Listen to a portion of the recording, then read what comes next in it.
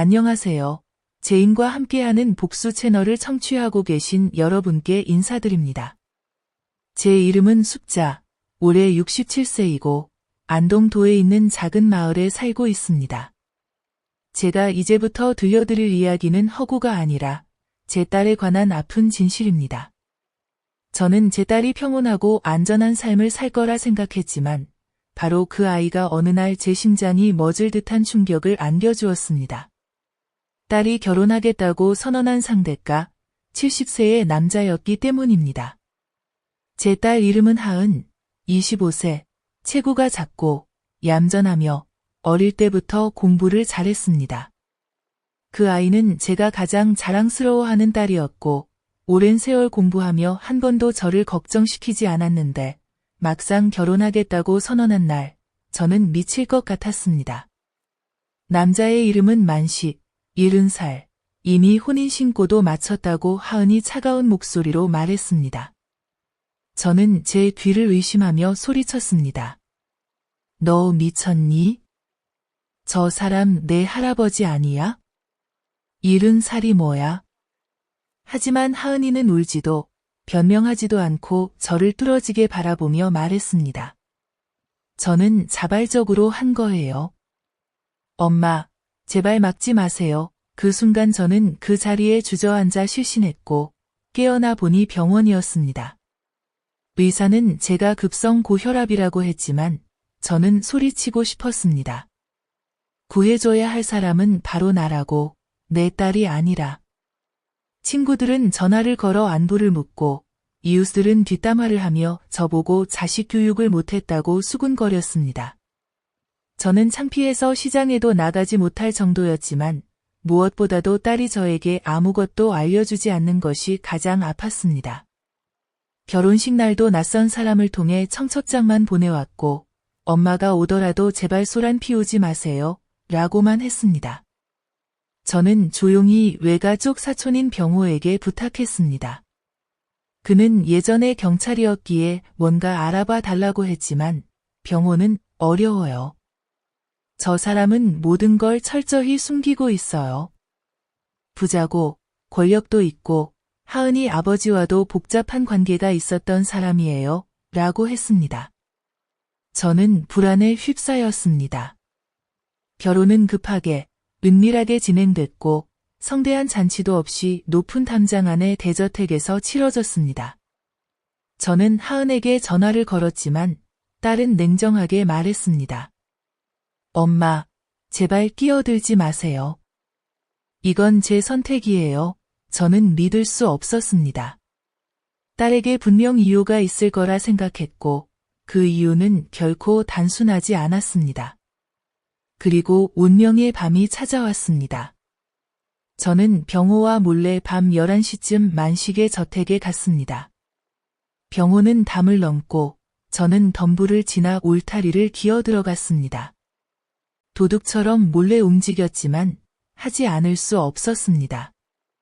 우리는 뒷마당, 결혼식 방과 연결된 쪽문까지 들어갔습니다.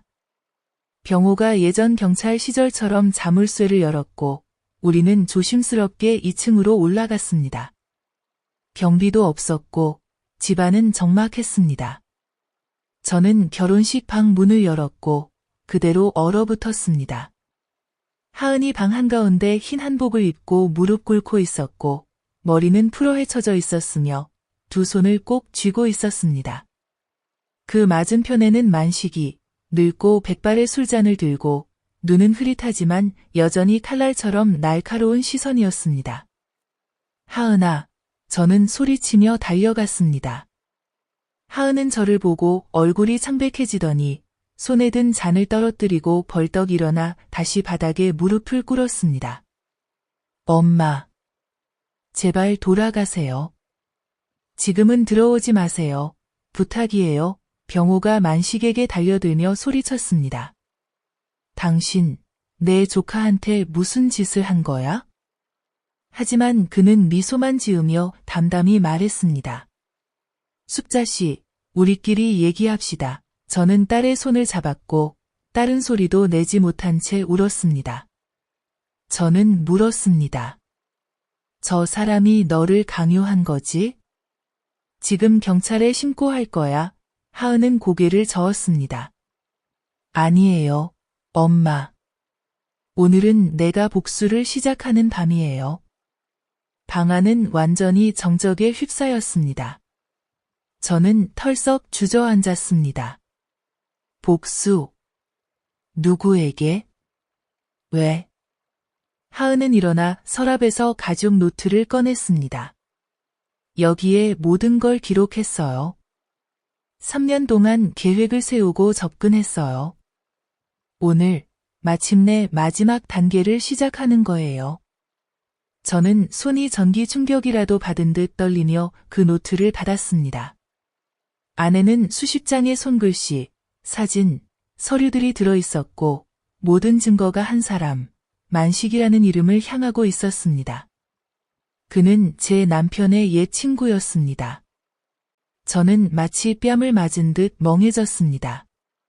수년간 저는 남편도 없이 설명도 듣지 못한 채 외롭게 살았습니다. 그리고 지금 제 딸이 그 진흙탕에 뛰어든 이유가 결혼이 아니라 복수였다는 사실을 알게 되었습니다. 그날 밤 저는 한숨도 잘 수 없었습니다. 저택거실에서 멍하니 앉아 시계 초침 소리가 가슴을 때리는 것만 같았습니다. 병호도 조용히 있다가 저에게 물 한 잔을 내밀었습니다. 숫자 이모, 진정하세요. 하은이는 미친 게 아니에요. 다 계획이 있어서 하는 거예요. 저는 고개를 끄덕이며 멍하니 천장을 바라봤습니다. 착하기만 하던 제 딸이 제가 알지 못하는 준비조차 못한 전쟁 한가운데 있다는 사실을 믿을 수 없었습니다. 새벽 3시쯤 하은이 노트를 안고 거실로 내려왔습니다. 마주 앉은 딸의 눈은 퀭했지만 시선은 또렷했습니다. 엄마는 나를 믿어요. 저는 바로 대답하지 못하고 딸의 손을 잡았습니다. 너, 그 사람한테 무슨 짓을 할 생각이야? 엄마한테 다 말해. 하은은 한숨을 쉬었습니다. 사람을 죽일 생각은 없어요. 하지만 그 사람을 모든 걸 잃게 만들 거예요. 돈도, 명예도, 지위도. 엄마의 옛 남편, 내 아버지 진수가 어떻게 죽었는지 기억해요? 저는 몸을 떨었습니다. 그 얘긴 왜 꺼내니? 왜냐하면 저는 만식이 아버지를 죽게 한 장본인이라고 믿을 만한 이유가 있기 때문이에요. 저는 충격에 얼어붙었습니다. 머릿속에 20년 전 어느 비 오는 오후가 떠올랐습니다. 진수는 친구를 만나러 간다고 집을 나섰고 그 뒤로 돌아오지 않았습니다. 사흘 뒤 강에서 손이 묶인 채로 시신이 발견됐지만 경찰은 자살이라고 했습니다. 하은은 말했습니다. 저는 대학 마지막 해부터 조사하기 시작했어요. 우연히 아빠의 땅 분쟁에 관한 옛 신문 기사를 읽게 됐는데 계약서에 상대방 이름이 만식이었어요. 그런데 아빠의 서명이 이상하게 왜곡되어 있었어요. 아빠의 필적과 대조해보니 일치하지 않았어요. 저는 누가 목을 조르는 것처럼 숨이 막혔습니다. 아빠는 무주군에 큰 땅이 있었어요. 그런데 아빠가 돌아가신 뒤 서류가 사라졌고 매수인은 행복이라는 회사, 바로 만식의 회사였어요. 저는 멍해졌고 심장은 쿵쾅거렸습니다. 저는 그 회사에 인턴으로 들어가 접근했어요.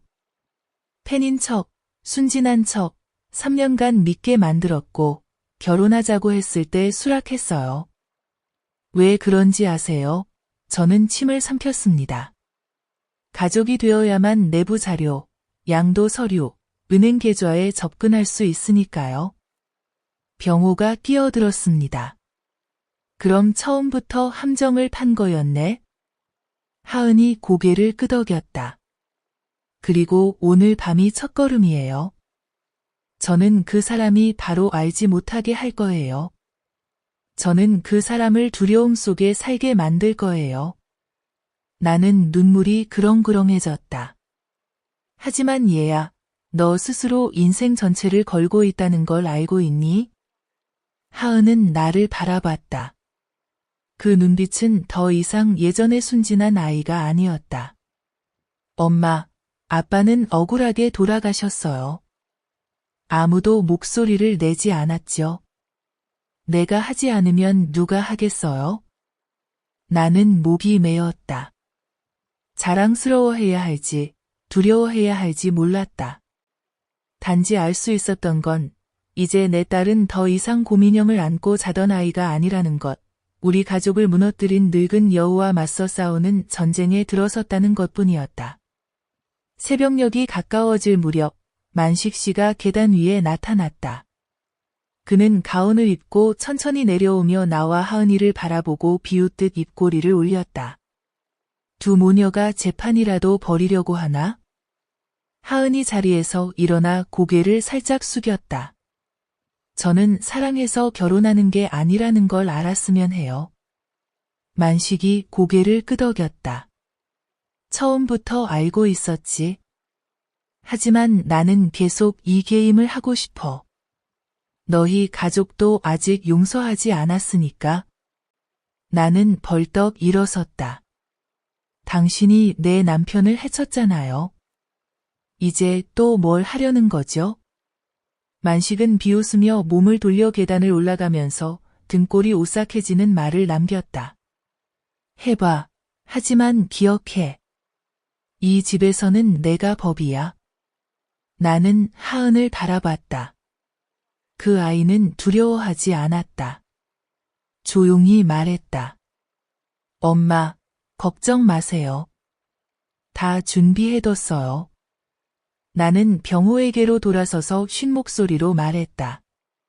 혹시 무슨 일이 생기면 도와줘.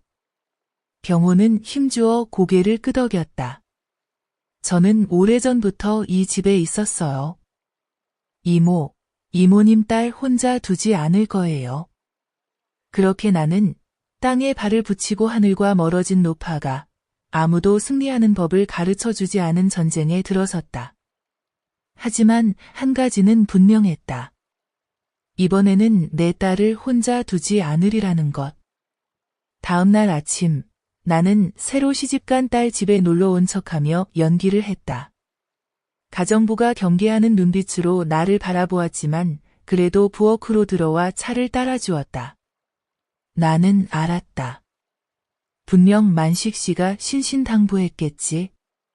하은이는 여전히 침착하게 차를 따르며 나에게 미소 지었다.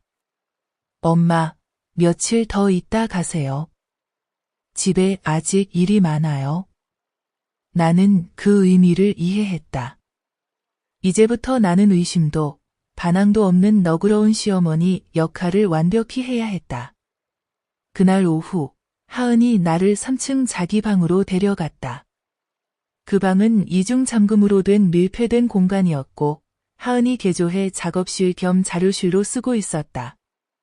서랍을 열어 하은이 복사한 서류들을 하나씩 보여주었다. 그 이름들, 숫자들, 양도 계약서들 모두가 한 곳으로 이어졌다. 만식이 20년간 이사장으로 있던 행복 주식회사. 그 사람은 아빠의 땅을 빼앗은 것뿐 아니라 가짜 계약서를 써서 수십 가정을 속이고 인맥으로 은행을 움직여 빚을 떠넘겼어요. 하은의 목소리는 작지만 강철 같았다. 나는 2005년 9월 4일자 계약서를 들어보았다. 남편의 서명이 아니었다.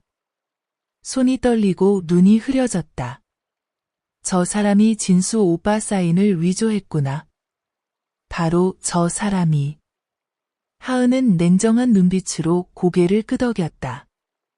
아빠가 엄마에게 남긴 마지막 손편지에서 진짜 글씨를 뽑아냈어요.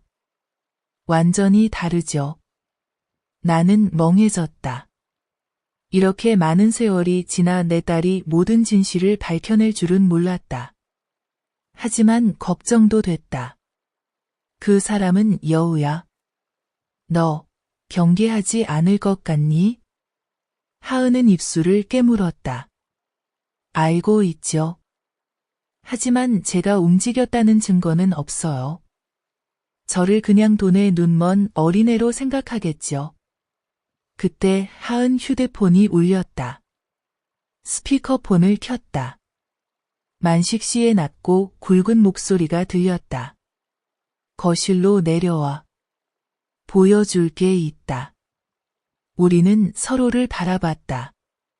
나는 살짝 고개를 끄덕였다. 다녀와. 엄마는 여기 있을게. 하은이 내려갔다. 10분 후 돌아왔다. 얼굴이 하얗게 질렸고 손이 떨렸지만 눈빛은 여전히 또렷했다. 엄마, 그 사람이 내가 회사 회의실에 카메라 설치한 영상을 보여줬어요. 내가 하드디스크에 손을 대는 장면만. 한 장면뿐이지만 한 발짝만 더 나가면 그 영상을 언론에 뿌리겠대요. 만식 지며느리가 내부 스파이라면서. 나는 숨이 가빠지고 심장이 쿵쾅거렸다. 그 사람이 알았단 말이니? 알아요. 하지만 아직 구체적인 증거는 없어요. 반응을 보는 거예요. 하은은 의자에 털썩 주저앉아 머리를 감쌌다. 엄마, 난 완벽하게 준비했다고 생각했는데 그 사람은 너무 노련해요. 이제 원본 자료에 접근할 수 없어요. 내 권한이 박탈됐어요. 나는 옆에 앉아 손을 꼭 잡았다. 당황하지 마. 그 사람이 널 두려워한다는 건 내게 아직 길이 있다는 뜻이야. 하은은 눈물을 글썽이며 고개를 끄덕였다. 전략을 바꿀게요. 공격에서 방어로. 그날 밤 만식 씨는 집에서 작은 파티를 열었다. 결혼 축하라 했지만 나는 알았다. 자신의 권력을 과시하려는 자리임을. 그의 오랜 친구 몇 명도 왔다. 모두 내가 진수와 함께 시골에 살 때부터 내 이름을 알던 사람들이었다. 중년 남자가 내게 속삭였다. 숙자씨, 나는 숙자씨가 사라진 줄 알았어요. 그때 땅 나눠 가진 일 기억나죠? 나는 비틀린 미소로 대답했다. 기억하죠. 그 아픔은 아직도 남았어요. 만식 씨가 다가와 옛 친구처럼 내 어깨를 감쌌다. 숙자 씨는 한때 그 지역의 미인이었죠. 진수는 복이 많았어요. 나는 그의 손을 뿌리치고 똑바로 섰다. 하지만 나는 당신이 내 남편 친구가 된 게 불행이었어요. 공기가 싸늘해졌다. 그는 비웃으며 잔을 들었다. 자, 오해는 술 한 잔으로 풀어요. 나는 잔을 들지 않았다. 그저 그의 눈을 바라봤다. 잃을 것이 더 이상 없는 엄마의 눈빛으로. 나는 술 마시려고 여기 온 게 아니에요. 나는 당신이 내 딸 손에 가면을 벗겨지는 걸 지켜보러 왔어요. 방 안이 얼어붙었다. 가정부도 멈췄고 손님들도 조용히 잔을 내려놓았다.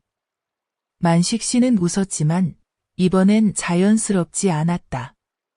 내가 이런 일까지 예상 못했을 것 같아요. 하은은 옆에 서서 말했다. 그럼 아저씨가 하세요. 하지만 기억하세요. 아저씨가 한 걸음 나아가면 저는 이미 한 걸음 앞서 있습니다. 그날 밤 만식의 저택은 마치 폭풍우가 몰려오는 듯 어두웠다. 하지만 나는 알았다. 그건 단지 서막일 뿐, 진짜 승부는 이제 시작이었다. 다음 날, 날이 밝기도 전에 나는 복도에서 급한 발소리를 들었다. 문을 살짝 열어보니 하은이 몰래 작은 가방을 들고 조용히 1층으로 내려가고 있었다. 나는 소리 내지 않고 바로 뒤따랐다. 아이는 뒤뜰 쪽 보조문을 열고 작은 길을 가로질러 아침 안개 속으로 사라졌다. 약 30분 후 나는 병호에게 전화를 걸었다. 하은을 따라가서 도와줘. 오늘 뭔가 중요한 일을 하는 것 같아. 병호는 내가 보낸 신호를 따라 오토바이를 타고 갔다. 거의 점심 무렵 병호가 다시 전화했다. 숙자 이모, 하은을 따라가 보니 정남이라는 변호사 사무실에 들어갔어요. 예전에 진수 아저씨랑 일했던 변호사요. 나는 전화를 꼭 쥐었다. 드디어 찾았구나. 저녁에 하은은 방에 들어와 서류 뭉치를 내게 건넸다. 엄마, 이게 아빠의 진짜 사인이고 이건 위조된 서류들이에요. 정남 변호사님이 아빠가 직접 서명한 게 아니라고 확인해 줬어요. 나는 손이 떨리는 채로 서류를 들었다. 그럼 아빠를 죽이고 땅을 빼앗으려 한 거구나. 하은이 고개를 끄덕였다. 직접적인 증거는 없지만 흔적은 남아 있어요. 아빠가 실종된 날, 만식 아저씨가 변호사에게 전화해서 옛 계약을 취소하고 위조된 사인이 들어간 새 계약으로 바꿨어요. 나는 의자에 몸을 기댄 채 정신이 아찔했다. 진수가 나를 시장에 데려가던 날, 하은의 옷을 꿰매주던 마지막으로 내 머리를 쓰다듬고 떠났던 그 순간들이 떠올랐다. 하은이 말을 이었다. 아직 서두르지 않을 거예요. 그 사람을 두렵게 만들고 진짜 얼굴을 드러나게 해야 해요. 다음 날 만식이 하은에게 은행 카드를 건넸다. 여기 1억 2천만 원이 들어있다. 결혼 선물이다.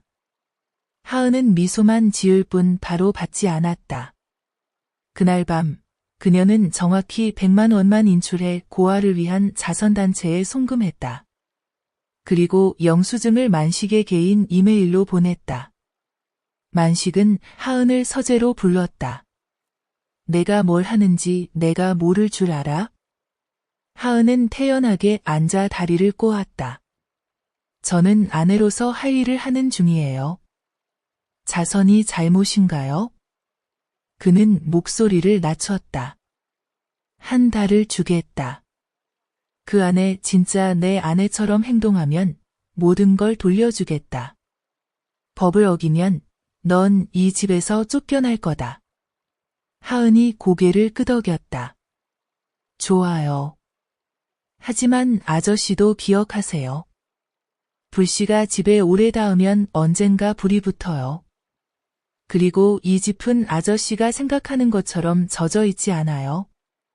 그는 하은을 바라봤다. 먹잇감을 알아챈 맹수의 눈빛이었다. 바로 그날 밤, 만식은 30세도 안 된 젊은 여자를 집에 데려왔다. 짧은 치마에 진한 립스틱을 바른 여자였다. 두 사람은 곧장 서재로 올라가 문을 닫았다. 하은은 거실에서 차를 마시며 아무렇지 않은 듯 있었다. 나는 계단에서 몰래 지켜보며 손잡이를 꽉 쥐었다. 당장이라도 그 노인을 때려주고 싶었지만 하은은 고개를 살짝 저으며 신호를 보냈다. 엄마, 그냥 두세요. 연기하게 놔두세요. 잠시 후 하은이 방에 올라가 문을 두드렸다. 여보, 따뜻한 차 가져왔어요. 그가 문을 열며 놀란 표정을 지었다. 젊은 여자가 뒤에서 머뭇거렸다. 하은은 쟁반을 내밀며 고개를 숙였다. 두 분 맛있게 드세요. 저는 잘게요. 그 말을 듣는 내내 등골이 오싹했다. 하은은 냉정하고 날카롭게 한 수 한 수 두고 있었다. 그날 밤 하은은 낮은 목소리로 낯선 사람에게 전화를 걸었다. 나경 언니, 보조 서버에 있는 백업본 다시 확인해줘. 유출된 것 같아. 나는 문 밖에서 가슴이 멎는 듯 들었다. 하은이 별도의 백업 시스템까지 만든 걸 보니 언제든 죽을 수 있다는 걸 이미 알고 있다는 뜻이었다. 나는 방에 들어가 앉았다. 정말 계속할 거니? 하은은 예전처럼 부드럽지 않은 눈빛으로 나를 바라봤다. 지금 멈추면 아빠는 영원히 편히 못 쉬실 거예요. 나는 눈물을 흘렸지만 더는 막을 수 없다는 걸 알았다. 나는 그저 곁에 있어줄 수밖에, 진짜 폭풍이 몰려올 때 방패가 되어줄 수밖에 없었다. 사흘 뒤, 한낮에 쾅쾅 문 두드리는 소리를 들었다. 하녀가 창백한 얼굴로 달려왔다. 사모님, 사장님이 하은 양을 당장 서재로 부르래요. 나는 급히 딸을 따라 2층으로 올라갔다. 방을 열자 만식이 회전 의자에 앉아 있었고 뒤에는 서류장 구석에 숨겨진 카메라로 찍힌 영상이 큰 화면에 재생되고 있었다. 영상 속에는 하은이 분명 백업 하드디스크를 여는 장면이 찍혀 있었다. 잘했군. 그가 비웃으며 박수를 쳤다. 정말 대단하네. 하은은 침착하게 문을 닫았다. 뭘 하실 건가요? 만식은 일어나 화면을 가리켰다.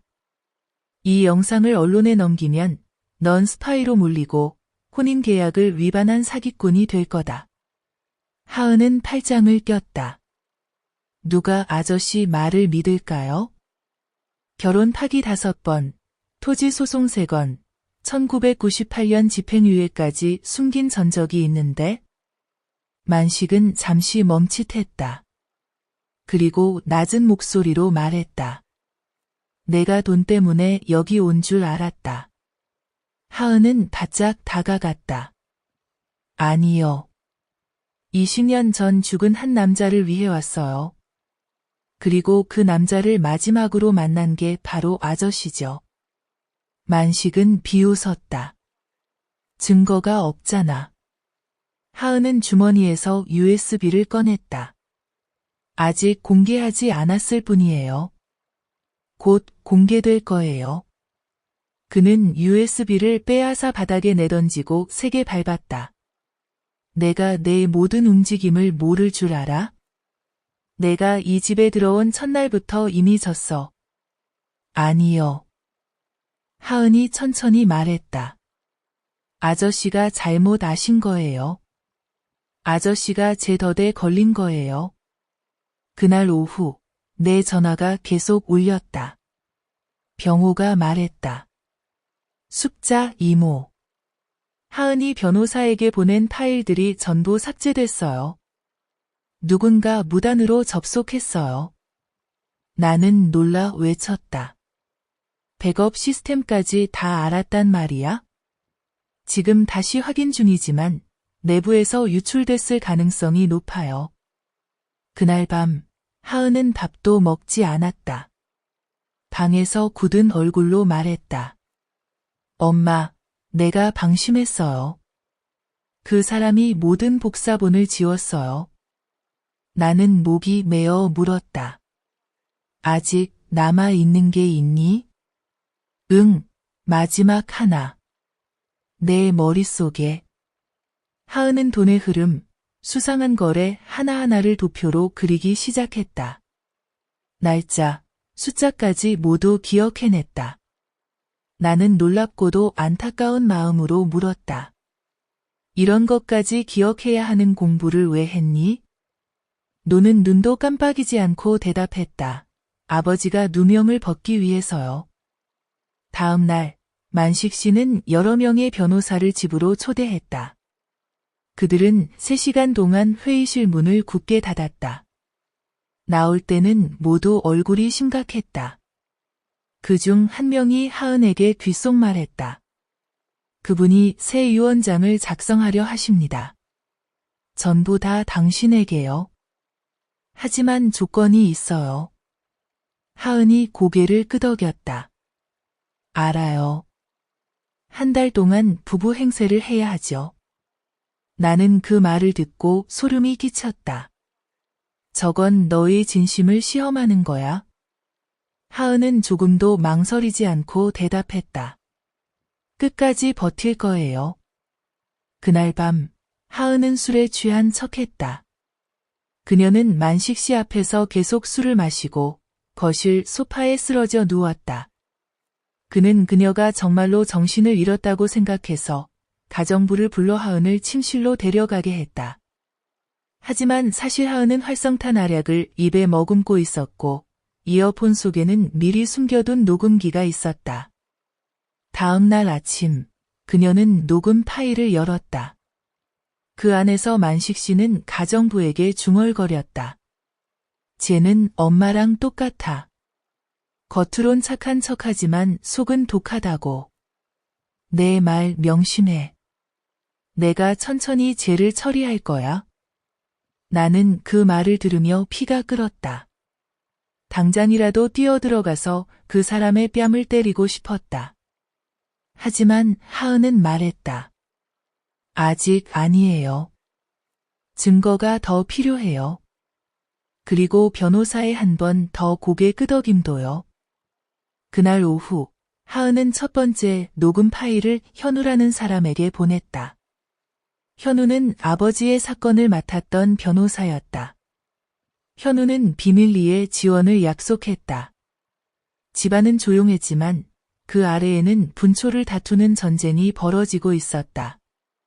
하은의 모든 한 걸음, 한 걸음이 칼날 위를 걷는 것 같았다. 나는 곁에서 밥을 짓고 아이가 돌아오기를 기다리며 매일 밤 조용히 아이 방문 앞을 지켰다. 나는 더 이상 어떤 남자도 잃고 싶지 않았다. 그날은 하늘이 흐렸다. 나는 빨래를 널다가 저택대문 밖에 낯선 남자가 어슬렁거리는 것을 보았다. 그는 검은 옷에 선글라스를 끼고 수상쩍은 모습이었다. 나는 다가가서 곧장 물었다. 나경의 이치, 누구 찾으세요? 그는 비웃듯 웃고 아무 대답 없이 떠났다. 나는 곧장 집에 들어가 하은을 불렀다. 아이는 듣고 간단히 말했다. 시작됐어요, 엄마. 그날 밤 하은은 만식 씨가 준 은행카드에서 딱 100만 동만 인출해 한 사회복지기관에 송금했다. 거래는 공개적으로, 영수증은 이메일로 그에게 보냈다. 얼마 후 만식 씨가 그녀를 서재로 불렀다. 도덕 점수라도 따려고? 그는 컴퓨터 화면을 책상 위에 내던졌다. 거기에는 이체 내역이 선명했다. 하은은 침착하게 앉아 차를 따랐다. 그 돈은 누군가를 돕는 데 써야 한다고 생각해요. 그게 옳지 않나요? 만식 씨는 웃었지만 목소리에는 짜증이 묻어났다. 다시 한번 멋대로 굴면 계좌를 막고 모든 상속권을 취소할 거야. 하은은 태연하게 대답했다. 그럼 가정부 입도 막으셔야겠네요. 방금 저한테 아저씨가 혼외자식이 셋 있다고 알려주셨거든요. 방 안의 공기가 한층 무거워졌다. 나는 밖에서 듣고 있다가 다리에 힘이 풀릴 뻔했다. 하은은 두려워하지 않았다. 이제는 더 위험한 수를 두기 시작했다. 다음 날 아침, 나는 아이와 함께 시내로 올라갔다. 우리는 남편과 함께 일했던 변호사 정남 씨를 만났다. 그는 과묵하지만 신중한 사람이었다. 그는 한 뭉치 서류를 내밀며 말했다. 진수 씨가 돌아가시기 전에 서명한 서류 사본을 제가 보관하고 있었습니다. 이것이 원본입니다. 하은은 한 장 한 장 사진을 찍었다. 나는 딸이 서류를 넘기는 손을 보며 가슴이 찢어지는 듯 아팠다. 그 종이 한 장 한 장이 배신과 기만의 흔적이었다. 곧 하은은 그 서류 사본을 해외에 사는 지인 지수에게 보냈다. 지수는 멜버른에 살며 대학 시절부터 하은의 절친이고 현재는 미디어 업계에 종사한다. 둘은 약속했다. 내가 3일간 연락이 안 되면 전부 공개해줘. 집으로 돌아오니 요즘 하은이 계속 낯선 사람들에게 미행당하는 게 이상했다. 한 번은 오토바이가 불도 켜지 않고 뒤따라오며 천천히 인도에 붙었다.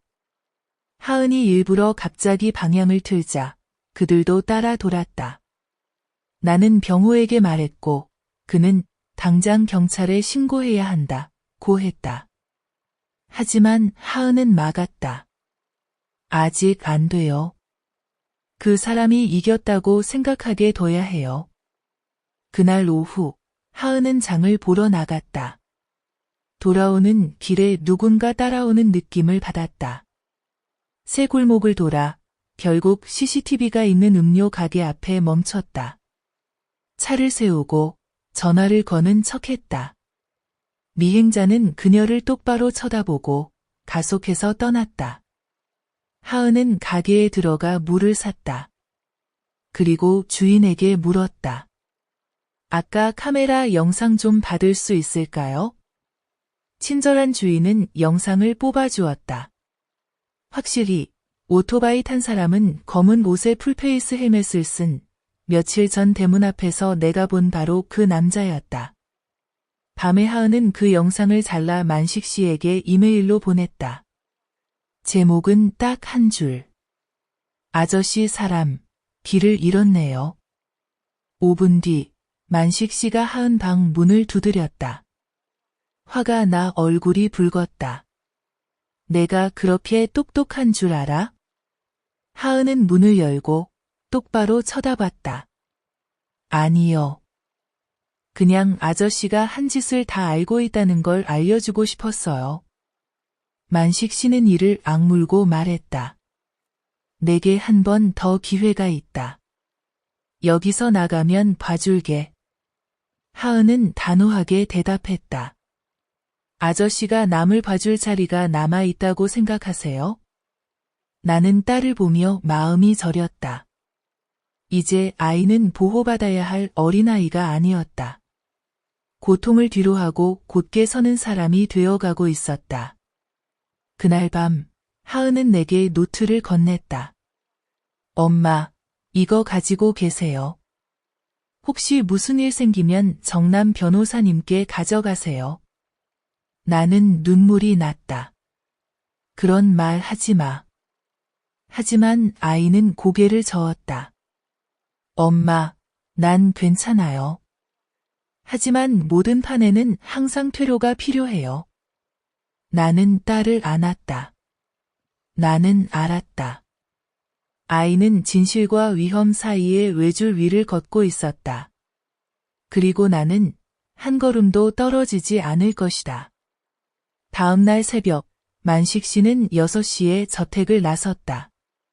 가정부가 내게 말했다. 이사회 회의 때문에 나가셨어요. 아마 밤늦게나 들어올 거예요. 하은은 고개를 끄덕였다. 그럼 우리에겐 딱 12시간이 있네요. 내가 묻기도 전에 아이는 옷을 갈아입고 긴 코트에 야구모자, 선글라스를 썼다. 엄마는 집에서 컴퓨터를 지켜요. 난 마지막 사람을 만나러 가야 해요. 나는 그 사람이 누구인지 몰랐다. 하지만 이번엔 뭔가 큰일이 일어날 것 같은 예감이 들었다. 11시쯤 집 전화가 울렸다. 전화를 들자 낯선 여성의 목소리가 들렸다. 숙자 씨, 저는 미자예요. 진수 씨와 함께 살았던 사람입니다. 저는 남편분이 어떻게 죽었는지 알고 있어요. 나는 놀라 얼이 빠졌다. 네, 내가 무슨 말을 하는 거지? 카페 침묵, 목포거리 모퉁이에서 나를 만나. 나는 단 한 번만 말할 거야. 나는 곧장 그곳으로 택시를 탔다. 카페 안에는 50대 초반쯤 되어 보이는 짧은 곱슬머리에 낡은 스웨터를 입은 여성이 앉아 기다리고 있었다. 그녀는 나를 깊은 눈으로 바라보았다. 숙자 씨, 나는 한때 제3자였어요. 나는 침을 삼켰다. 당신, 내 남편이랑 살았어요? 아니요. 나는 그 사람이 결혼하기 전에 사귀었던 옛 연인이에요. 우리는 그가 세상을 떠나기 딱 3일 전까지 연락을 주고받았죠. 그녀는 내게 오래된 봉투 하나를 건넸다. 그 안에는 진수가 직접 쓴 손편지가 들어 있었다. 떨리는 글씨, 번진 잉크. 미자, 내가 이 편지를 받는다면 나는 제때 돌아가지 못한 거야. 나경이 만식이 계약서를 위조하는 걸 알아냈어. 나경이 그를 만나 따지려고 해. 무슨 일이 생기면 이 편지를 증거로 꼭 간직해줘. 나는 멍하니 앉아 눈물이 쏟아졌다. 그동안 나는 진수가 아무 설명 없이 우리 모녀를 버렸다고 원망했었다. 이제야 알았다. 그는 가족의 재산을 지키기 위해 떠났고 다시는 돌아오지 못했다는 걸. 하은이 그 후 카페에 도착했다. 미자가 그녀에게 편지 원본을 건넸다. 신문이나 법원에 제출하든 내가 결정해. 하지만 이 원한은 빨리 끝내자. 집으로 돌아가는 길에 하은이 말했다. 엄마, 이 편지면 고소할 수 있어. 하지만 난 법으로만 끝내고 싶지 않아. 나는 걱정스레 물었다. 무슨 뜻이니? 그 사람, 명예를 잃게 하고 싶어. 남 위에 설 수 있었던 모든 걸 다 잃게. 그날 밤, 하은은 해외에 있는 현우 변호사에게 편지를 보내고 동시에 세 곳의 주요 언론사에 사본을 전달했다. 다음 날 아침 9시, 진수기업인의 죽음의 진실, 20년간 감춰진 범죄라는 기사가 SNS를 뒤덮었다. 나는 휴대폰을 켰다. 수백 통의 부재중 전화와 쏟아지는 기자들의 메시지. 만식은 창백한 얼굴로 집에 들어왔다. 그는 휴대폰을 탁자에 내던지고 하은을 노려보았다. 내가 했지? 하은은 반응하지 않았다. 소파에 앉아 손짓으로 차를 권했다. 최후의 게임에 오신 걸 환영해요. 만식이 다가와 손을 들어 때리려 했다. 나는 달려가 막았다. 내가 이 아이 건드리면 2002년 토지 강제집행 영상을 터뜨릴 거야. 그는 멈칫했다가 미친 듯이 웃었다. 내가 이긴 줄 알아? 언론, SNS, 다 금방 잊힐 거다. 하은이 대답했다. 하지만 당신 양심은 잊지 못하죠. 그날 밤, 경찰이 저택 문을 두드렸다. 2005년 토지 서류 위조 사건 관련 소환장이 나왔다. 만식은 아무 말도 하지 않았다. 그는 그저 앉아 빨갛게 충혈된 눈, 떨리는 입술로 침묵했다. 가정부들은 짐을 싸며 창백한 얼굴로 떠났다. 나는 하은을 바라봤다. 아무 기쁨도 웃음도 없이 그저 마당을 바라봤다. 바람이 꽃담을 스치고 있었다. 그날 밤 나는 딸의 방에 들어갔다.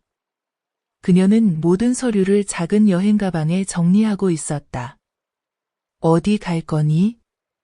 다른 곳으로. 그 사람 그림자가 없는 곳. 나는 딸을 안았다. 넌 옳은 일을 했어. 내 아빠가 본다면 분명히 미소 지으실 거야. 하지만 하은은 조용히 말했다. 잘 모르겠어요, 엄마. 결국엔 기쁘지 않아. 그냥 공허할 뿐. 그리고 나는 알았다. 이 싸움에서 이겼지만 내 아이는 가장 소중한 걸 잃었다. 젊음, 평온, 어둠에 삼켜지지 않은 마음. 기사 파문이 일주일 지나자 만식의 저택은 공동묘지처럼 적막했다. 가정부들은 모두 그만뒀고 전화는 쉴 새 없이 울리지만 그는 받지 않았다. 주주들은 자금을 빼기 시작했고 행복회사는 수사에 휘말렸다. 일부 계좌는 동결되었다. 그는 방에 틀어박혀 먹지도 말하지도 않았다. 오직 하은만이 매일 죽을 끓여 올려놓고 조용히 나왔다. 나는 물었다. 왜 그 사람을 돌보니? 하은은 나를 보지 않고 대답했다. 그 사람 때문이 아니에요. 내 자신을 위해서예요. 이 모든 걸 선함으로 끝내고 싶어요. 나는 슬프고도 걱정스러웠다. 평생 복수란 끊어내는 것, 아픔으로 끝내는 거라 여겼다. 하지만 내 딸은 다른 길을 택했다. 그녀는 침묵으로 상처를 덮고 있었다. 그날 낯선 남자가 찾아왔다. 그는 만식의 젊은 시절부터 전속 변호사였던 호아였다. 호아 변호사는 나와 하은을 보며 당황한 눈빛으로 말했다. 저는 만식을 구하러 온 게 아닙니다. 부탁하러 왔습니다. 무슨 부탁이죠? 하은이 물었다. 2004년 유언장을 공개하지 말아주세요. 하은은 놀랐다. 그때부터 유언장이 있었나요? 네. 그런데 상속인은 만식이 아니라 진수였습니다. 만식은 법적 술수로 소유권을 바꿨죠. 이게 밝혀지면 그가 가진 모든 재산이 몰수당할 겁니다. 나는 소름이 돋았다. 왜 알고도 말하지 않았나요? 저도 협박당했습니다. 그때 우리 가족이 큰일을 겪었고 만식이 조건을 내걸었죠. 하지만 이제 나이도 들었고 사기 변호사란 오명으로 죽고 싶지 않습니다. 하은은 잠시 침묵하다 물었다. 무엇을 원하시나요? 원본 유언장이 있습니다. 저를 고소하지 않겠다고 약속하면 넘기겠습니다. 하은은 동의했지만 추가로 요구했다. 법정에서 증언하셔야 해요. 호아는 고개를 끄덕이고 안도한 표정으로 떠났다.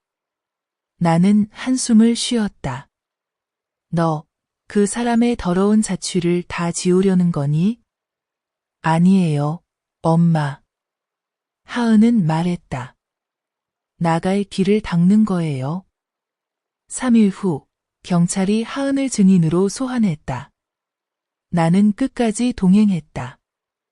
조사실에서 하은은 모든 서류, 녹음, 사진, 아빠의 손편지, 그리고 친필 서명이 있는 2004년 유언장까지 제출했다. 수사관이 서류를 보며 물었다. 확실합니까? 이건 결정타가 될 거예요. 하은이 고개를 끄덕였다. 복수하고 싶진 않아요. 하지만 나쁜 사람이 남의 등 위에서 평안히 살게 둘 수는 없어요. 만식이 체포된 날, 나는 침실 창가에 서 있었다. 그는 흰 셔츠를 입고 고개를 떨군 채 수갑을 찬 모습이었다. 바람에 흰 머리가 날렸다. 한때 오만했던 얼굴이 이제는 그림자처럼 고요했다. 그는 3층에 서 있는 하은을 올려다봤다. 나는 잘 들리지 않았지만 그가 무언가를 속삭였음을 알았다. 그날 밤 하은은 잠을 이루지 못했다. 그녀는 편지를 썼다. 동이 틀 무렵 그녀가 내게 봉인된 편지 한 통을 내밀었다. 엄마, 현우 변호사에게 전해주세요. 난 이제 끝났어요. 나는 편지를 들고 눈물이 맺혔다. 이제 어디 갈 거니? 수도원, 내가 한때 도망치려 했던 곳, 이제는 내가 평온을 찾기 위해 필요한 곳일지도 모른다고 생각한다. 나는 붙잡지 않는다. 나는 안다. 그 아이는 더 이상 싸울 힘이 없다. 이제는 살아남아 회복해야 한다. 다음 날 아침, 하은은 어린 시절 학교에 다닐 때처럼 단정한 회색 옷을 입고 떠났다. 나는 저택대문 앞에 서서 나무 그늘 아래 점점 멀어지는 작은 뒷모습을 바라보았다. 내 손엔 여전히 오래된 노트가 꼭 쥐어져 있었다. 복수의 모든 계획이 또렷하게 적혀 있던 그곳. 내 딸은 누구도 죽이지 않았고 어떤 것도 파괴하지 않았다. 그저 악한 자가 스스로 자신의 죄와 마주하도록 정의를 되찾았을 뿐이다. 그리고 나는 오랜 세월 머리 숙여 참아온 늙은 어머니로서 이제는 당당히 살아갈 수 있게 되었다. 하은이 떠난 후 나는 고향으로 돌아왔다. 옛집은 여전했다. 붉은 기와지붕은 얼룩졌고 대나무 울타리는 바람에 흔들렸다. 하지만 20년 만에 처음으로 마음이 평온함을 느꼈다. 이웃들이 찾아와 안부를 물었다. 하은이는 어디 갔어요? 숙자 씨? 나는 그저 웃고 아무 말도 하지 않았다. 이제 우리 가족 이야기는 온 동네에 퍼져 모두가 알고 모두가 수근거렸다. 하지만 이번엔 비난도 조롱도 없었다. 오히려 나를 존경의 눈길로 바라봤다. 일주일 후 현우 변호사에게서 소포가 도착했다. 만식 씨 사건 1심 판결문 사본이었다. 진수 씨에게서 불법적으로 빼앗긴 모든 재산이 유족에게 반환된다는 내용. 그리고 유일한 합법적 대리인은 바로 하은이었다. 마지막 줄을 읽으며 손이 떨렸다. 법원은 진수 씨의 딸, 숫자 씨의 딸 하은의 협조와 성실함을 인정한다. 나는 바닥에 주저앉아 눈물이 흘렀다. 수년간의 인고 끝에 처음으로 우리 가족이 정의를 되찾았다. 그날 오후 나는 남편의 묘를 찾았다. 비석 옆에 앉아 속삭였다. 여보, 보셨죠? 우리 아이가 해냈어요. 악한 자가 대가를 치르게 했어요. 이제 편히 쉬세요. 나는 하얀 국화 한 다발을 올려두고 조용히 물러났다.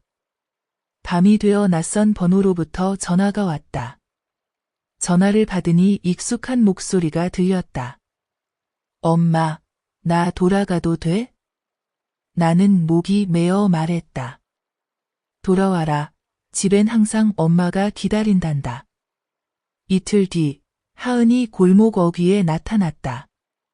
많이 여의었고 햇볕에 그을린 피부였지만 눈빛은 그 어느 때보다 평온했다. 나는 달려가서 산산이 부서졌던 지난 인생을 모두 안듯 꼭 껴안았다. 하은은 말이 없었다. 단 일주일 머물며 마당을 쓸고 빨래를 하고 장을 봤다. 온 동네가 그를 영웅처럼 바라봤다. 어느 밤 하은이 문턱에 앉아 말했다. 엄마, 오래 있진 않을 거야. 산골에 가서 교사로 일해볼 생각이야. 나는 마음이 아파 물었다.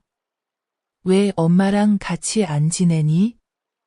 여기 있으면 또다시 기억이 떠오를까봐.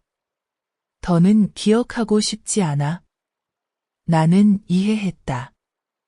이곳은 너무 많은 아픔이 깃든 곳, 아이는 아무도 자신을 모르는 곳에서 새 삶을 시작해야 했다. 떠나기 전 하은은 얇은 노트 한 권을 남겼다. 거기에 음모나 계획이 아니라 일기만 적혀 있었다. 엄마, 읽어봐. 하지만 울지 마. 그날 밤 나는 노트를 펼쳤다. 첫 장엔 이렇게 쓰여 있었다. 만식과 첫날 밤 나는 죽음만 생각했다. 그런데 엄마가 방에 들어왔고 엄마가 있는 한 나는 쓰러지면 안 된다는 걸 알았다. 나는 눈물을 흘렸다.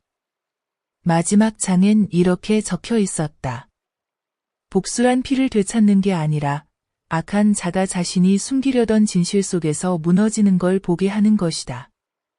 나는 노트를 가슴에 안고 마치 내 아이의 심장을 안듯 꼭 껴안았다.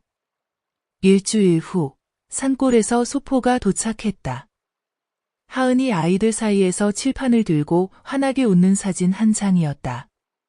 나는 알았다. 아이가 다시 시작했다는 것을. 더 이상 원한이 아니라 희망으로. 그리고 나, 늙은 어머니도 마침내 편히 잠들 수 있었다. 하은이 산골로 간 지 한 달쯤 지나 나는 이상한 전화를 받기 시작했다. 처음엔 낯선 번호로 아무도 대답하지 않았다. 그 뒤로 익명의 메시지가 왔다. 내 딸이 도망칠 수 있을 것 같아? 만식이 끝났다고 생각해? 게임은 아직 끝나지 않았어. 나는 떨며 동네 파출소에 신고했다. 그들은 전화번호를 바꾸고 당분간 밤에 외출을 삼가라고 했다. 하지만 나는 알았다. 그 메시지는 나에게가 아니라 하은에게 보내는 것임을. 나는 딸에게 전화해 떨리는 목소리로 말했다. 누가 널 지켜보고 있어? 엄마 무서워. 하은은 담담히 답했다. 알고 있어, 엄마. 하지만 걱정 마, 모든 준비는 다 했어. 며칠 뒤 병호가 찾아왔다. 서류 한 뭉치와 낡은 휴대폰을 들고. 숫자 이모, 만식 쪽 사람들이 사건을 다시 뒤집으려 한다는 정보를 받았어요. 나는 놀라 물었다. 아직도 끝나지 않은 거니? 병호는 고개를 끄덕였다. 만식 씨의 개인 운전사 태현이라는 사람이 증거를 모으고 있어요. 만식 씨가 함정에 빠졌다고 주장한답니다. 이후 하은이 전화를 걸어왔다. 목소리는 단호했다. 엄마, 나 돌아가서 맞설 거야. 도망치지 않아. 나는 반대했다. 안 돼. 이제 막 괜찮아졌는데. 하지만 하은의 결심은 확고했다. 일주일 뒤 하은이 돌아왔다. 더 이상 회색 옷이 아니라 흰 셔츠에 정장 바지, 낮은 구두를 신고 있었다. 얼굴은 수척했지만 눈빛은 여전히 차가웠다. 재심 청문회는 도청에서 열렸다. 나는 맨 뒷자리에 앉았다. 맞은편엔 태현이 양복을 입고 낯선 남자 몇 명과 함께 있었다. 그들은 하은이 처음부터 의도를 가지고 가짜 편지로 만식을 함정에 빠뜨렸다고 주장했다. 현우 변호사가 일어나 2004년 공증이 된 유언장 원본을 제출했다. 이어 협박을 받았던 변호사 화 씨가 새 증언을 했다. 그는 여인 몸이었지만 용기 있게 말했다. 모든 서류는 만식 씨가 위조한 것이 맞습니다. 재판부는 휴정을 명령했다. 나는 복도로 나가 하은을 증오에 찬 눈으로 바라보는 태현의 시선을 마주쳤다. 나는 그들 사이에 서서 말했다. 얘한테 손대면 내 시체를 밟고 가야 할 거야. 그는 비웃으며 돌아섰다. 재판은 계속되었다. 판사는 이전 판결을 유지한다고 선언했다. 동시에 만식 씨를 도운 이들, 그중 태현도 포함된 새로운 수사에 착수한다고 밝혔다. 법정을 나서며 하은이 말했다. 이제 끝났어, 엄마. 진짜로 끝났어. 나는 물었다. 후회하지 않니? 하은은 먼 곳을 바라보며 말했다. 있어. 하지만 내가 복수하려는 게 아니야. 내가 그 일을 하기 위해 너무 일찍 어른이 되어야 했으니까. 그날 밤 나와 아이는 고향으로 내려갔다. 우리는 부엌에 앉아 예전처럼 함께 밥을 먹었다. 나는 이웃들이 하은을 어떻게 궁금해하는지, 사람들이 하은을 정의의 하은이라고 부르는 이야기를 들려줬다. 하은은 미소를 지었다. 그 미소는 가벼웠다. 나 영웅 아니에요, 엄마. 그냥 아빠의 진실을 되찾고 싶은 딸일 뿐이죠. 나는 아이의 손을 잡았다. 그거면 충분해, 내 딸아. 그날 밤 나는 하은의 방을 지나가다가 아이가 뭔가를 열심히 쓰고 있는 걸 보았다. 나는 방해하지 않았다. 이번에는 복수를 위해 쓰는 게 아니라 끝을 내기 위해 쓰고 있다는 걸 알았다. 다음 날 아침, 하은이 말했다. 엄마, 나 계속 공부하고 싶어요. 심리학 전공할래요. 나처럼 증오 속에 살아온 사람들을 돕고 싶어요. 나는 고개를 끄덕였다. 다녀와. 엄마는 항상 여기 있을게. 하은은 나를 오래도록 안아주고 문을 나섰다. 햇살이 어깨 위로 비쳤다. 나는 아이를 바라보았다. 그리고 내 생애 처음으로 아이가 등을 돌려 떠나는 모습을 보며 미소 지었다. 왜냐하면 나는 알았다. 아이는 더 이상 도망치지 않는다는 것을. 아이 자신을 찾으러 가는 길이라는 것을. 그리고 엄마는 마침내 마음이 놓였다. 2달 후, 하은은 정식으로 원격 심리학과에 입학했다. 작은 방을 빌려 일주일에 2번 심리상담센터에서 자원봉사를 했다. 나는 가끔 찾아가 반찬과 영양제, 그리고 집에서 말려온 논흙을 종이에 싸서 가져다 주었다. 아이에게 언제나 돌아올 곳이 있다는 걸 기억하게 해주고 싶었다. 어느 날 오후, 하은이 내게 전화를 걸었다. 목소리가 떨렸다. 엄마, 나 옛날 친구를 다시 만났어요. 나는 놀라서 물었다. 누구니? 대학교 친구, 이름은 퐁.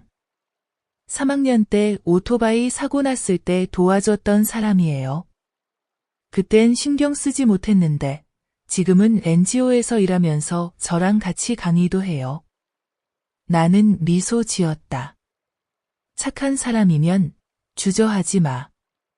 그때부터 퐁은 가끔 하은을 데려다주고 방까지 바래다주기도 하고 내가 집에 없을 때 우리 집에 들러 고향에서 온 선물을 전해주기도 했다. 이웃들은 이런저런 말을 했지만 나는 알았다. 하은에게는 자신의 과거를 두려워하지 않고 이해해주는 사람이 필요하다는 걸. 어느 날 나는 솔직하게 물었다. 그 사람에게 마음을 열 생각이 있니? 하은은 고개를 저으며 조용히 말했다. 나 무서워. 누가 나를 만지면 내가 치우고 있는 조각들이 그 사람에게도 묻을까봐. 나는 아이의 손을 잡았다. 그 사람이 내 곁에서 같이 치워준다면? 아이는 대답하지 않았다. 하지만 처음으로 나는 아이의 눈에서 아픔이 아니라 희망이 고이는 걸 보았다. 설이 다가올 무렵 나는 하은에게 고향 집을 같이 정리하자고 했다. 버스 안에서 아이는 자신이 맡은 소규모 학습 그룹에서 있었던 대화를 들려줬다. 서연이라는 13살 소녀가 있었다. 그 아이는 부모가 밀수로 체포되는 걸 목격한 적이 있다. 서연은 말이 없고 누구와도 이야기하지 않았다. 나는 그 아이 옆에 하루 종일 앉아 그림만 그렸어요. 아무 말도 안 했어요. 끝날 때 그 아이가 내게 직접 그림을 건네줬어요. 엄마와 아이가 다리를 건너고 있는데 밑에는 낭떠러지가 있지만 손을 꼭 잡고 있는 그림이었어요. 나는 목이 메었다. 집에 도착하니 이웃들이 명절 인사를 하러 몰려왔다. 다들 하은의 이야기를 묻고 마을의 딸이라고 불렀다. 하은은 조용히 미소를 지으며 차를 따라주고 한 사람 한 사람 인사했다. 자랑하지도 길게 말하지도 않았다. 그날 밤 나는 부엌난로 옆에 앉아 하은이 오래된 속옷을 꿰매는 걸 바라봤다. 나는 물었다. 아직 만식을 미워하니? 하은은 손을 멈추고 생각하다가 말했다. 미워하지 않아. 하지만 용서하지도 않아. 나는 고개를 끄덕였다. 그걸로 충분해. 설날 셋째 날, 퐁이 찾아왔다. 작은 선물을 가져왔다. 하은, 진실을 기록하는 사람이라는 문구가 새겨진 만년필이었다. 하은은 얼굴이 붉어져 부끄러워했지만 거절하지 않았다. 퐁이 돌아간 후 나는 말했다. 내 아픔의 뿌리를 이해하고도 곁에 남아주는 사람이면 꼭 붙잡아야 해. 하은은 고개를 숙였다. 아직 약속할 수는 없어요. 하지만 노력해 볼게요. 그날 밤 새 일기장에 하은이 이렇게 썼다. 언젠가 내가 딸을 낳는다면 이렇게 말해줄 거야. 내 엄마는 한때 낡은 여자였고 증오 속에서 살아남아 스스로 일어설 줄 아는 아이를 키웠다고. 나는 잠을 이루지 못했다. 현관에 나가 하늘을 올려다봤다. 고향의 바람은 여전했다. 그러나 20년 만에 처음으로 평화가 더 이상 사치가 아님을 느꼈다. 내 딸이 돌아왔다. 육체만이 아니라 서서히 치유된 영혼까지도. 그리고 나는 모든 것을 잃었다고 생각했던 엄마가 이제 모든 것을 다시 얻었다. 오직 한 가지로. 내 아이가 운명에 굴복하지 않았다는 믿음으로. 어느 봄 아침, 하은이 신기하게 들뜬 목소리로 내게 전화를 걸었다. 엄마, 나 태국으로 3개월 교환학생 가게 됐어요. 나는 기쁘면서도 걱정스러웠다. 그렇게 멀리? 거기서 누가 널 돌봐주니? 하은은 전화기 너머로 웃었다. 엄마, 나 혼자 할 수 있어요. 이건 내가 더 배우고 내가 얼마나 멀리 갈 수 있는지 알아볼 기회예요. 나는 알았다. 그 밝은 목소리 뒤에는 하은이 한 걸음 한 걸음씩 단단하게 자기 치유의 길을 걷고 있다는 걸. 하은이 출국하는 날, 나는 공항에 배웅을 나갔다. 하은은 나를 오래도록 안아주며 속삭였다. 엄마, 슬퍼하지 마세요. 3달이면 돌아와요. 이번엔 나 자신을 위해 가는 거예요. 나는 고개를 끄덕였다. 비록 마음은 놓아주기 싫었지만 나는 알았다. 내 아이가 가장 올바른 방식으로 성장하고 있다는 것을. 그 3개월 동안 하은은 매주 영상통화를 걸었다. 태국의 고아 아이들, 국제 친구들, 햇살 가득한 작은 방에서 공부하는 날들에 대해 이야기했다. 아이의 눈빛은 빛났다. 더듬더듬 태국어로 대화하기 시작했고, 또면 요리를 배우고 학생들에게 그림을 가르쳤다. 나는 고향에서 매일 밤 영상통화 벨소리를 기다렸다. 항상 들려오는 목소리. 엄마, 나예요. 그러나 8주째, 하은은 다른 눈빛으로 전화를 걸었다. 예전처럼 밝지 않았다. 내가 물었지만 아이는 내일 집에 갈게요, 엄마. 라고만 답했다. 나는 놀랐다. 왜? 무슨 일 있어? 응, 집에 가서 말할게요. 하은이 돌아온 날, 나는 아이의 얼굴이 홀쭉해지고 눈이 움푹 들어간 걸 보았다. 나는 아무 말 없이 아이를 안았다. 그날 밤, 식사 후, 하은은 가방에서 인쇄된 편지 한 장을 꺼냈다. 나는 손을 떨며 읽었다. 만식 씨의 사건에서 유산 상속권을 포기하는 신청서. 나는 충격을 받았다. 너 미쳤니? 그건 내 권리야. 아빠가 남긴 거야. 하은이 고개를 들었다. 하지만 엄마가 필요 없어요. 저는 새로운 삶이 있어요. 지식도 있고 정의도 제 손에 있어요. 저를 평생 잠 못 이루게 했던 것에 더 이상 얽매이고 싶지 않아요. 저는 아무 말도 할 수 없었고 그저 아이를 바라볼 뿐이었어요. 처음으로 아이가 정말로 편안해 보였어요. 더 이상 쓰라림도 계산도 없었죠. 2주 후 하은이는 전주에 있는 한 국제기구에서 정식으로 일하라는 제안을 받았어요. 그 아이는 고개를 끄덕이고 떠날 준비를 했죠. 저는 아이를 버스 정류장까지 데려다 줬어요. 버스에 오르기 전 아이가 저를 안았어요. 엄마, 저 호수 근처에 집을 구할 거예요.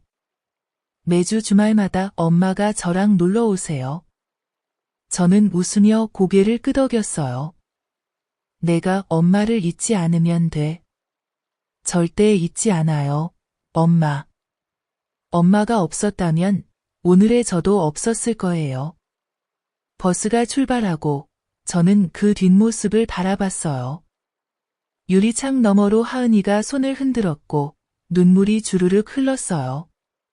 하지만 이번에는 자유로운 사람의 눈물이었죠. 몇 달 후, 저는 전주로 갔어요. 하은이의 작은 아파트는 정돈되어 있었고, 발코니에서는 서호가 보였어요. 저녁에는 둘이서 차를 마시며 물 위에 비친 불빛을 바라봤어요. 제가 물었어요. 예전에 있었던 일들이 다시 돌아올까 봐 무섭지 않니? 하은이는 먼 곳을 바라보며 말했어요. 이제는 무섭지 않아요, 엄마. 악은 내가 마음속에 품고 있을 때만 이길 수 있다는 걸 알게 됐거든요. 저는 아이의 손을 꼭 잡고 힘차게 뛰는 맥박을 느꼈어요. 제 아이, 밤바람 소리도 무서워하던 그 아이가 이제는 폭풍 앞에서도 고개를 숙이지 않게 되었어요. 저는 가벼운 마음으로 고향에 돌아왔어요. 이웃이 물었어요. 하은이는 요즘 어때? 저는 자랑스럽게 웃으며 대답했어요. 잘 지내요. 그리고 바르게 살고 있어요. 어느 여름 아침, 마당을 쓸고 있는데 하은이에게서 전화가 왔어요. 목소리는 평온했지만 어딘가 이상했지요. 엄마, 저 아프리카로 6개월 출장 제안을 받았어요. 저는 깜짝 놀라 빗자루를 떨어뜨렸어요. 그렇게 멀리 가니? 네, 수단의 전쟁 후 심리 지원 프로그램이에요. 제가 베트남 대표로 뽑혔어요. 저는 말이 없었고 하은이가 말을 이었어요. 엄마 걱정하지 마세요. 제가 떠나도 매주 엄마에게 편지 쓸게요. 저는 입술을 깨물며 눈물을 참았어요. 제 아이가 충분히 힘든 일을 겪었다고 생각했는데 이제는 더 험난한 길을 스스로 선택했어요. 다른 사람들을 위해서요. 다음 주 아이가 집에 들렀어요. 단 하루, 둘만의 시간이었죠. 하은이는 좋아하는 민물개탕을 끓이고 저는 절인 가지 반찬을 만들었어요. 식사 중에 저는 물었어요. 무섭지 않니? 하은이는 한참 말이 없더니 대답했어요. 엄마가 슬퍼할까봐 그게 제일 무서워요. 하지만 저는 가야 해요. 남의 아픔을 모른 척하고는 살 수 없어요. 저도 그 아픔을 겪고 살아남았으니까요. 저는 마음이 복잡했지만 이해했어요. 아이를 꼭 안았어요. 마치 놓치면 바람에 영영 사라질 것 같아서요. 하은이가 떠나는 날, 가랑비가 내렸어요. 저는 처마 밑에서 택시가 멀어지는 걸 바라봤어요. 손에는 아이가 남긴 손수건을 꼭 쥐고 있었죠. 그 안에는 짧은 편지가 있었어요. 엄마, 저 돌아올게요. 하지만 무슨 일이 생기더라도 제 이야기를 꼭 전해주세요. 제가 사랑받기 위해서가 아니라 어둠 속에 있는 누군가가 길이 있다는 걸 믿게 해주기 위해서요. 저는 손을 떨며 편지를 접었고 눈물이 멈추지 않았어요. 매주 약속대로 하은이의 이메일 편지를 출력해 읽었어요. 아미나라는 소녀의 이야기. 부모가 끌려가는 걸 봤지만 하은이와 노래 부를 때는 웃었어요. 마을을 잃은 소년의 이야기. 마지막 빵 한 조각을 하은이에게 양보했어요. 저는 한 줄 한 줄. 마치 아이의 피 한 방울 한 방울을 삼키듯 읽었어요. 하은이는 썼어요. 여기서 저는 고통에는 국경이 없다는 걸 알았어요. 하지만 사랑도 마찬가지예요. 6개월이 지나 하은이는 마르고 햇볕에 그을린 채로 귀국했어요. 하지만 눈은 반짝였죠. 저는 기뻐서 울었고 아이가 어릴 때처럼 등을 쓰다듬었어요. 아이는 저를 안으며 목이 메인 목소리로 말했어요. 엄마, 저 살아있어요. 살아있고 인생이 살 만하다는 걸 알았어요. 곧이어 신문, 방송에서 인터뷰 요청이 쏟아졌지만 하은이는 모두 거절했어요. 오직 자신이 다녔던 대학에서 한 번의 강연만 수락했죠. 예전에는 늙은이와 결혼했다. 는 이유로 손가락질 받던 곳이었어요. 강연장에는 학생들이 가득 찼어요. 하은이는 수백 명 앞에서 화려하지 않은 담담한 목소리로 이야기를 들려줬어요. 제가 25살 때 내일이 없는 것처럼 살았어요. 아버지의 죽음을 파헤치기 위해 늙은 남자와 결혼했죠. 하지만 저는 증오 속에서 조금씩 죽어갔어요. 놓아주고 나서야 비로소 진짜로 살게 됐어요. 강연장은 조용해졌고 여학생이 울었고 누군가는 일어나 박수를 쳤어요. 그날 이후 하은이는 정남리학과에서 시간 강사 제안을 받았어요. 아이는 웃으며 말했어요. 드디어 강단에 섰네요. 설교자가 아니라 생존자로서요. 저는 아이를 바라보며 마음이 한없이 가벼워졌어요. 아이는 모든 걸 이겨냈어요. 그리고 이제 다른 사람을 위한 빛이 되기 시작했어요. 하은이가 강의를 시작한 후 삶이 점점 안정되었어요. 학교 근처에 작은 아파트를 빌려 아침엔 강의하고 오후엔 심리상담을 했어요. 주말마다 고향에 전화해 안부를 물었죠. 저는 화면 속 하얀 셔츠를 입고 분필을 들고 칠판에 글씨를 쓰는 아이를 보며 말로 다 할 수 없는 자부심을 느꼈어요. 어느 달 말 잡초를 뽑고 있는데 하은이에게서 급한 전화가 왔어요. 목소리는 다급했어요. 엄마. 오늘 아침 엄마가 시장 가는 사진이랑 협박 메시지가 왔어요. 저는 몸이 굳었어요. 누가 보냈니? 익명이에요, 엄마. 근데 아마 만식 씨의 옛사람 중 한 명인 것 같아요. 제가 반응할 틈도 없이 하은이가 말을 이었어요. 임시 휴직 신청했어요. 내일 엄마 데리러 내려갈게요. 같이 도시에서 살아요. 저는 바로 거절했어요. 안 돼. 엄마는 고향 못 떠나. 이젠 생사의 문제가 아니에요, 엄마. 안전의 문제예요. 다음 날 아침.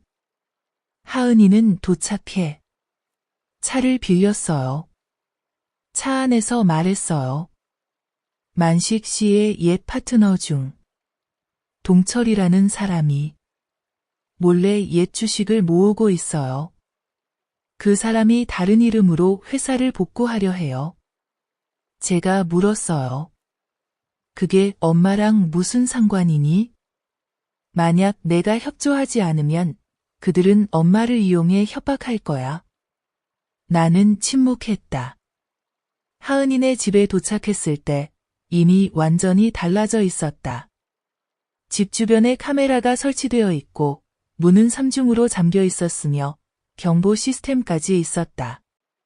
그날 저녁 하은은 컴퓨터를 켜고 나에게 메시지를 보여주었다. 내가 입을 열면 내 늙은 엄마도 진수처럼 사라질 거다. 나는 그 말을 듣고 그저 주저앉아 두 손으로 머리를 감쌌다. 수많은 옛 기억이 폭풍처럼 밀려왔다. 나는 떨면서 말했다. 얘야, 너 설마 엄마를 그들에게 빼앗기게 두진 않겠지? 하은이 내 손을 꼭 잡았다. 아니에요, 엄마. 이번엔 내가 먼저 행동할 거예요. 바로 다음 날, 하은은 변호사 현우에게 연락해 공식적으로 위협의 위험에 대해 신고했다. 동시에 IT 업계 친구에게 부탁해 메시지 발신자의 IP를 추적했다. 결과는 발신지가 한 사설 경비 회사에서 나왔고 그 회사는 예전에 만식 밑에서 일한 적이 있었다. 하은은 즉시 그 회사 본사로 가서 대표를 만나자고 요구했다. 대신 동철이라는 이름의 남자가 나타났다. 그는 검은 셔츠를 입고 실내에서 선글라스를 썼다. 그는 앉아서 비웃듯 말했다. 나쁜 의도는 없어요. 단지 당신만이 비밀을 아는 유일한 사람이 아니라는 걸 상기시키고 싶었을 뿐이죠. 하은은 흔들리지 않았다. 당신은 지금 우리 엄마를 협박하고 있어요. 아니요. 나는 당신에게 기회를 주는 거예요. 언론에서 손 떼고 모든 강연을 거절하면 당신 어머니는 건드리지 않을 겁니다. 하은은 간결하게 대답했다. 나는 범죄자와 협상하지 않아요. 집에 돌아와 나는 불안하게 물었다. 너 혹시 이쯤에서 그만둘 생각은 없니? 하은은 나를 바라봤다. 그 눈빛은 더 이상 예전처럼 부드럽지 않았다. 아니에요, 엄마. 나는 더 이상 물러설 수 없어요. 내가 한 번 물러설 때마다 그들은 한 발 더 다가오거든요. 일주일 후, 하은은 공개 세미나를 열었다.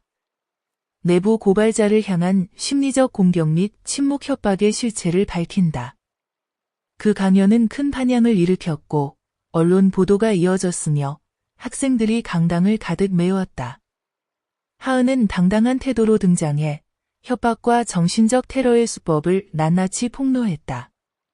강연 마지막에 하은은 휴대전화를 높이 들고 협박 메시지를 그대로 읽은 뒤 선언했다. 아직도 어둠 속에 사는 이들은 빛으로 걸어 나올 용기가 부족한 것뿐입니다.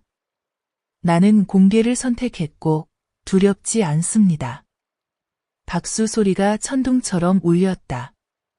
나는 맨 뒷줄에서 조용히 서서 눈물이 흘러내리고 손이 떨렸다. 바람은 여전히 불고 하늘은 여전히 푸르렀다. 그리고 나는 알았다. 내 인생, 내 딸의 인생 이야기는 더 이상 증오의 이야기가 아니라는 것을. 용서할 줄 알고 다시 일어설 줄 알며 부서진 조각에서 사랑을 배운 사람의 여정이라는 것을. 반기숙 보금자리 개관날, 가랑비가 안개처럼 내렸다. 하은이는 소박한 흰 셔츠를 입고 보미가 직접 센터 뒷마당에서 꺾은 노란 국화꽃다발을 들고 있었다. 나는 그 옆에 서서 감격에 손이 떨렸다. 손님은 많지 않았다. 우리처럼 어둠을 지나온 이들뿐이었다. 화려한 연설도 붉은 현수막도 없었다. 단지 나무판에 새겨진 간단한 문구 하나. 회생의 집, 누구나 다시 시작할 자격이 있다. 나는 하은이가 마당에서 뛰노는 아이들을 바라보는 눈빛을 보았다. 그 눈빛엔 더 이상 고통도 계산도 없었다. 오직 온화함과 너그러움만이 남아 있었다. 그날 오후, 손님들이 돌아간 후, 하은이는 새 사무실 한쪽 구석, 나무 책상과 화분, 그리고 아버지의 흑백 사진이 있는 곳에 앉았다. 그녀는 두 번째 책의 첫 문장을 썼다. 제목은 나는 누군가가 나를 믿어준 덕분에 다시 살아났다. 나는 문 밖에 서서 종이 위를 달리는 펜 소리를 들으며 기쁨에 가득 찼다. 수년간 딸을 지키려 애써온 나는 이제 손을 놓고 그녀가 스스로 나아갈 만큼 강해졌음을 믿을 수 있었다. 보미가 달려와 내 목을 껴안으며 환하게 웃었다. 외할머니, 엄마 하은이 집에 아이 둘 더 올 수 있대요. 내가 큰언니 할 거예요. 나는 웃으며 아이의 머리를 쓰다듬었다. 그럼 착하고 똑똑해야 해. 동생들한테 모범이 되어야 하니까. 밤이 내려앉고 하은이는 내 곁에 앉아 손을 잡았다. 엄마, 고마워. 내가 침묵 속에 죽게 두지 않아서. 엄마가 없었다면 난 지금쯤 아무것도 할 수 없었을 거야. 나는 고개를 저었다. 내가 엄마를 구한 거야, 하은아. 엄마는 그저 견뎠을 뿐이고 너는 다시 일어나 행동했잖니. 우리는 오랫동안 말없이 있었다. 밖에서는 바람이 야자수 사이로 불고 벌레 소리가 희미하게 들렸다. 정말 평화로운 저녁이었다. 몇 주 후, 보미가 내게 그림 한 장을 건넸다. 네 사람이 손을 잡고 나무집 앞에 서 있는 그림. 그림 한쪽에는 가족은 누구도 버려지지 않는 곳 이라고 적혀 있었다. 나는 그림을 들고 조용히 눈물을 흘렸다. 하은이가 지옥 같은 결혼에서 벗어난 그날부터, 용서와 진실한 삶을 선택한 그날부터, 옛 상처처럼 아이들을 안아준 그날부터 내 딸은 더 이상 희생자가 아니었다. 그녀는 살아있는 증거였다. 아무리 깊은 나락에 떨어져도 마음의 빛이 남아있다면 누구든 자비의 가장 높은 곳에 오를 수 있다는 사실의 증거였다. 나는 한때 인생이 오직 불공평하다고만 생각했다. 이제는 안다. 정의는 법정에 있는 것이 아니라 우리가 어떻게 살아가는가에 달려 있다는 것을. 그날 밤 잠들기 전에 하은이가 방에 와서 내 이불을 고쳐주며 속삭였다. 잘 자요, 엄마. 내일은 우리 집에 아이 2명 더 와요. 나는 눈을 감고 마음이 한없이 가벼웠다. 꿈은 더 이상 피와 눈물로 가득하지 않았다. 오히려 회생이라는 집에서 울려 퍼지는 아이들의 웃음소리로 가득했다. 내 인생이 책이 된다면 그것은 어둠으로 가득한 이야기, 수많은 잘못된 갈림길, 빠져나올 수 없을 것 같은 선택들로 채워질 것이다. 그러나 결국 주인공이 빛을 선택한 이야기이기도 하다. 나는 특별한 사람이 아니다. 나는 그저 한 명의 엄마일 뿐이다. 한때 내 딸이 나락으로 떨어지는 것을 무력하게 바라봤던, 밤마다 울부짖으며 기도밖에 할 수 없었던 엄마. 하지만 내 딸 덕분에, 하은이 덕분에, 가장 깊은 상처를 받았던 그 아이 덕분에 나는 배웠다.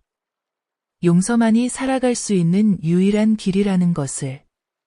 하은이는 사람들이 생각하는 영웅이 되지 않았다. 그녀는 자신의 모습 그대로 사랑할 줄 알고, 용서할 줄 알고, 다른 이들을 어둠에서 이끌어낼 줄 아는 사람이 되었다.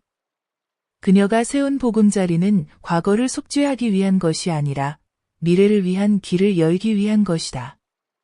봄이, 하은이가 처음 입양한 아이는 이제 자기 이름을 쓸 줄 알고 하얀 두루미 노래도 또박또박 부른다. 나는 내일이 어떻게 될지 몰랐던 늙은 엄마는 이제 매일 밤 두려움 없이 눈을 감을 수 있다. 그리고 하은이, 한때 자신을 잃었다고 생각했던 내 딸은 이제 자신의 아픔을 이름 붙이지 못한 수많은 사람들에게 길을 밝혀주는 횃불이 되었다. 이것이 결말이다. 하지만 동시에 시작이기도 하다. 새로운 장의 시작이다. 더 부드럽고 더 온화하며 희망이 가득합니다. 영상을 좋아요, 채널 구독, 알림 설정을 잊지 마세요. 그러면 인간미와 깊이가 가득한 감동적인 가족